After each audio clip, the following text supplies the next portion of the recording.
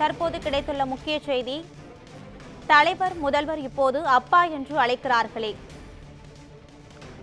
கட்சிக்காரர்கள் இயக்கத்திற்கு தலைவரானதால் தலைவர் முதலமைச்சர் பொறுப்பில் இருப்பதனால், முதல்வர் கட்சிக்காரர்கள் இயக்கத்திற்கு தலைவரானதால் தலைவர் முதலமைச்சர் பொறுப்பில் இருப்பதனால்,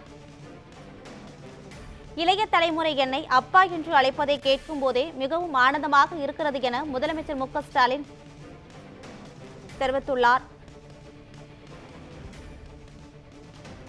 இளைய தலைமுறை என்னை அப்பா என்று அழைப்பது மிகவும் மகிழ்ச்சி அளிப்பதாக முதலமைச்சர் மு.க. ஸ்டாலின் தெரிவித்துள்ளார்.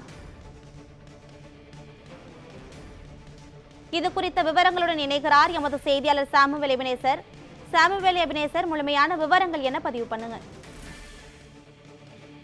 பிரியா, தமிழ்நாடு முதலமைச்சர் மு.க. ஸ்டாலின் இன்று அவர் உங்களில் ஒருவன் என்ற கேள்விக்கு பதிலளித்திருக்கக்கூடிய அவர் நீண்ட இடைவேளைக்கு பிறகு உங்களில் ஒருவன் ஆக பதிலளிப்பதில் நான் மகிழ்ச்சி என்று அவர் தெரிவித்திருக்கிறார். குறிப்பாக தலைவர் முதல்வர் இப்பொழுது அப்பா என்று அழைக்கிறார்கள் என்றும் தமிழ்நாடு முதலமைச்சர் மு.க. ஸ்டாலின் தெரிவித்திருக்கிறார். குறிப்பாக கட்சிக்காரர்கள் இயக்கத்தின் தலைவராக இருப்பதால் தலைவர் என்று அழைக்கிறார்கள், முதல்வர் பொறுப்பில் இருப்பதால் முதல்வர் என்று அழைக்கிறார்கள். இப்பொழுது இருக்கும் இளைய தலைமுறைகள் என்னை அப்பா என்று அழைப்பதை கேட்கும் போது மிகவும் ஆனந்தமா இருக்கிறது என்றும் தமிழ்நாடு முதலமைச்சர் மு.க. ஸ்டாலின் அவர் தெரிவித்திருக்கிறார். குறிப்பாக இந்த அப்பா என்ற உறவு மட்டும்தான் இந்த சொல் என்னுடைய பொறுப்புகளை இன்னும் கூட்டியிருக்கிறது என்றும், அதே போல நான் இன்னும் தமிழ்நாட்டிற்கு செய்ய வேண்டிய கடமை நிறைய இருக்கிறது என்றும் உணர்த்துகிறது என்றும் தமிழ்நாடு முதலமைச்சர் மு.க. ஸ்டாலின் தெரிவித்திருக்கிறார்.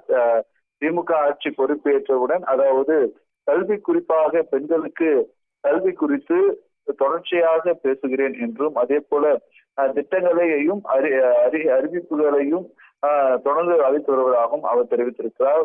குறிப்பாக காலை உணவு திட்டம், இல்ல தேடி கல்வி, எண்ணும் எழுத்தும் மற்றும் நான் முதல்வன், புதுமை பெண், தமிழ் புதல்வன் என்று எண்ணற்ற திட்டங்களை கொடுத்திருப்பதாகவும், இளைய தலைமுறைகள் தன்னை அப்பா என்று அழைக்கிறார்கள் என்று தமிழ்நாடு முதலமைச்சர் தனது நான் முதல்வன் என்ற திட்டத்திற்கு கேள்வி வாயிலாக பதிலளித்திருப்பது குறிப்பிடத்தக்கது. விவரங்களை வழங்கியமைக்கு நன்றி சாமுவேல் எபினேசர்.